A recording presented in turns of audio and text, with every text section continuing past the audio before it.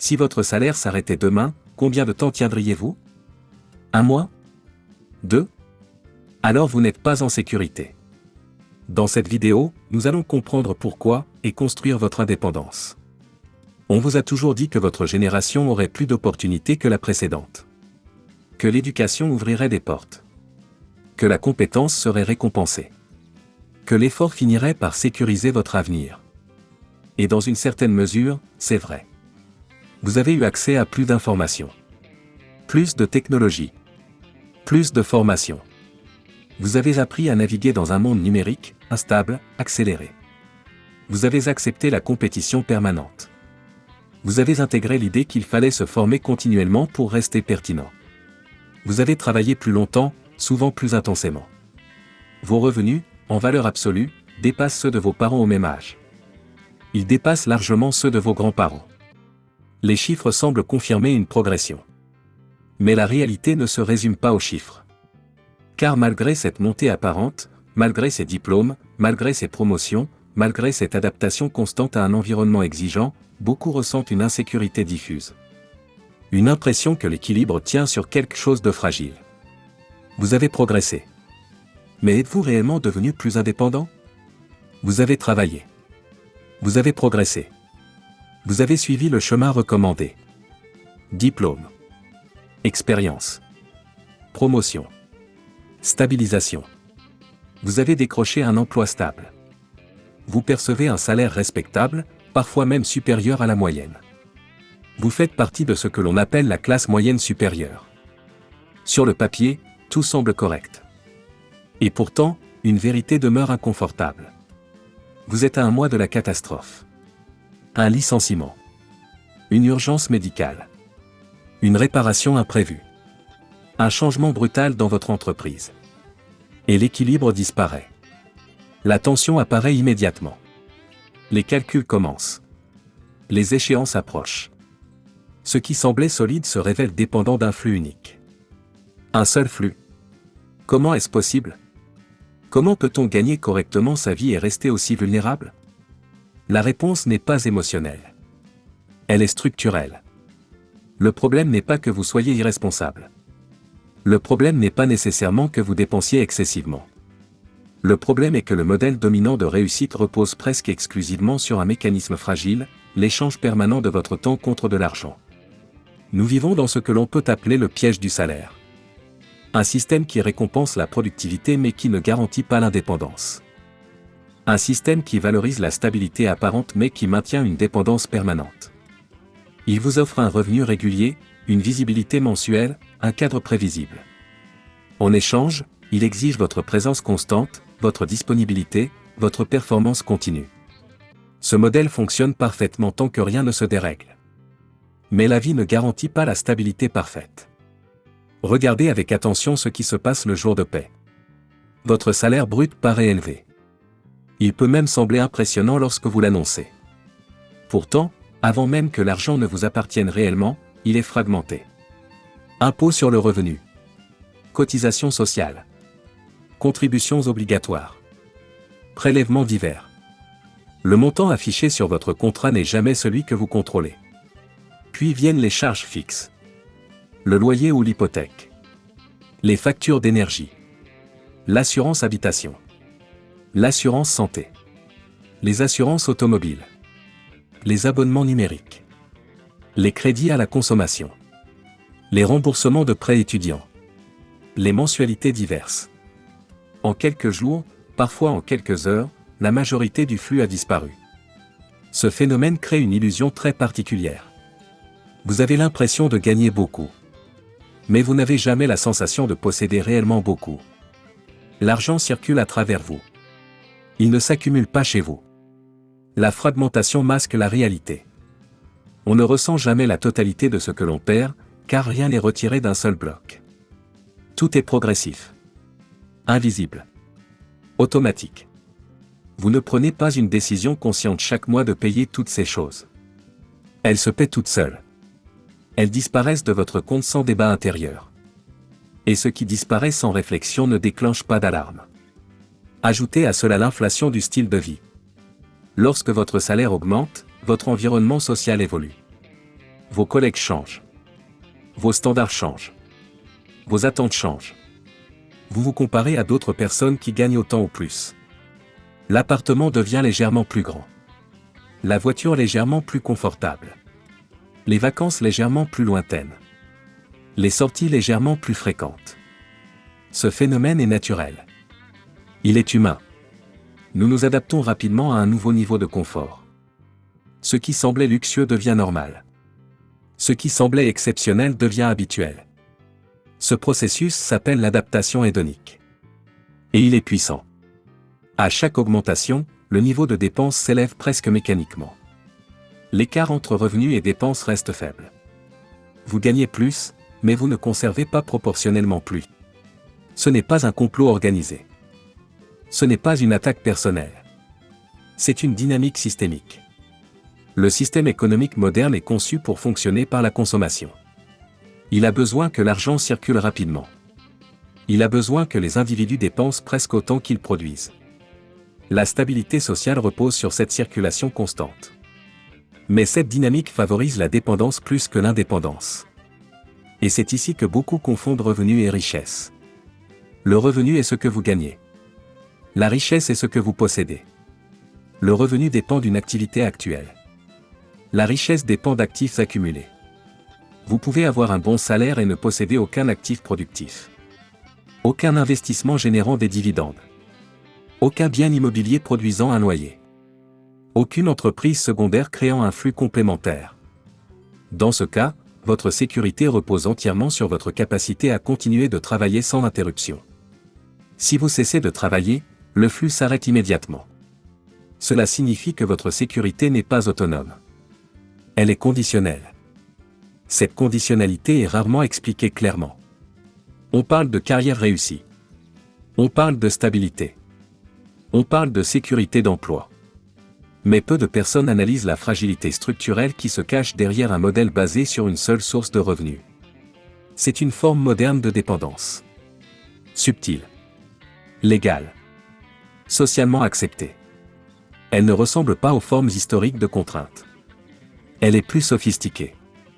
Elle est intégrée au fonctionnement normal de la société. Vous êtes libre en théorie. Mais en pratique, votre liberté dépend de votre capacité à maintenir votre flux salarial. Si ce constat commence à résonner en vous, abonnez-vous maintenant. Parce que comprendre les mécanismes invisibles est la première étape vers l'autonomie. Ce type de réflexion ne vous est pas enseigné à l'école. Il doit être recherché consciemment. Revenons à la structure. Un emploi vous donne une sécurité relative. Mais il vous donne également des obligations fixes. Un loyer à payer. Un crédit à rembourser. Des engagements financiers mensuels. Ces obligations deviennent des chaînes invisibles. Elles ne sont pas imposées par force. Elles sont acceptées volontairement. Mais une fois acceptées, elles réduisent votre marge de manœuvre. Plus vos charges fixes sont élevées, moins vous pouvez prendre de risques. Moins vous pouvez changer d'entreprise. Moins vous pouvez négocier fermement. Moins vous pouvez refuser une situation insatisfaisante. La dépendance financière influence votre comportement professionnel. Un salarié fortement endetté hésite davantage à contester. Il hésite davantage à quitter un environnement toxique. Il hésite davantage à négocier une augmentation. Non pas par manque de compétences, mais par manque de marge de sécurité. Ce phénomène ne relève pas d'une manipulation consciente permanente. Il relève d'un équilibre économique. Les entreprises ont besoin de stabilité. Les banques ont besoin de remboursements réguliers. Les États ont besoin de recettes fiscales prévisibles. Le modèle salarial répond à cette logique. Mais votre objectif personnel n'est pas seulement de faire fonctionner le système. Votre objectif devrait être de construire une stabilité indépendante du système. Regardez également l'aspect psychologique. Plus vous avancez dans votre carrière, plus votre identité se lie à votre fonction. Votre réseau social est souvent composé de collègues. Vos discussions tournent autour du travail. Votre estime personnelle est liée à vos performances professionnelles. Si votre emploi disparaît, ce n'est pas seulement un revenu qui s'interrompt. C'est une partie de votre structure sociale et psychologique qui vacille. Cette dimension renforce encore la dépendance. L'insécurité ne se situe pas uniquement au niveau financier. Elle touche également le statut, la reconnaissance, l'appartenance. C'est pourquoi tant de personnes restent dans des situations insatisfaisantes plus longtemps qu'elles ne le devraient. Encore une fois, ce n'est pas un jugement moral. C'est une observation structurelle. Le modèle salarial peut être utile. Il peut être stable. Il peut être confortable. Mais il ne doit pas être votre unique pilier. Tant que votre sécurité dépend d'un seul flux, vous restez exposé. La véritable question n'est donc pas « Combien gagnez-vous ?» La véritable question est « Combien de temps pourriez-vous vivre si ce flux s'arrêtait demain ?» Si la réponse est 1 mois, 2 mois, 3 mois, alors votre stabilité est plus fragile que vous ne le pensez. Et cette fragilité ne disparaît pas avec une augmentation de salaire si vos dépenses augmentent au même rythme. La solution ne réside pas dans la peur. Elle réside dans la lucidité. La lucidité vous permet de voir que le problème n'est pas nécessairement votre niveau de revenu. Le problème est l'absence de diversification, l'absence d'actifs productifs, l'absence d'écart significatif entre ce que vous gagnez et ce que vous conservez. La prise de conscience seule ne suffit pas. Mais elle est indispensable. Car tant que vous pensez être en sécurité simplement parce que vous gagnez bien votre vie, vous ne cherchez pas à renforcer votre autonomie. Le piège du salaire n'est pas violent. Il est confortable. Il vous offre un niveau de vie correct. Il vous permet de consommer. Il vous permet de vous sentir intégré. C'est précisément ce confort qui le rend invisible. Vous ne ressentez pas l'urgence tant que rien ne se brise. Mais la vraie sécurité ne se mesure pas à votre salaire actuel. Elle se mesure à votre capacité à générer du revenu sans dépendre exclusivement d'un employeur. La différence entre ces deux modèles est profonde. Dans le premier, vous êtes performant mais dépendant. Dans le second, vous êtes stratégique et progressivement autonome. Comprendre cette distinction change votre manière de voir votre carrière, votre argent et vos décisions quotidiennes. Maintenant que l'analyse est posée, la question devient évidente. Comment transformer cette lucidité en stratégie concrète ? C'est ce que nous allons explorer. Vous ne pouvez pas changer le système global immédiatement. Mais vous pouvez changer votre position à l'intérieur de ce système. L'indépendance ne commence pas par une révolution. Elle commence par une stratégie personnelle claire. Voici 5 leçons pour construire une indépendance durable. Leçon 1. Comprendre que le salaire est un outil, pas une finalité. Votre emploi doit devenir un levier, pas une prison. Utilisez votre salaire comme un moteur d'accumulation d'actifs.